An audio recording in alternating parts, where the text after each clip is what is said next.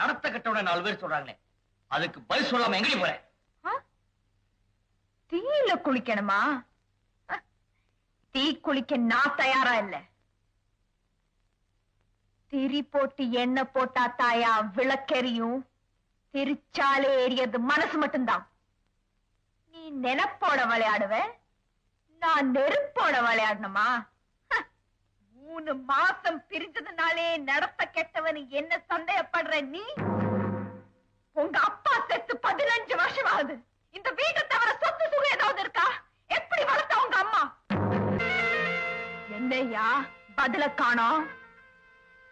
திரும்பவும் சொல்றேன், நான் நீர்ல கரைவேன், வெறுப்புல உருகுவேன். தப்பான வார்த்தையை மட்டும் தாங்கிக்கவே மாட்டேன்.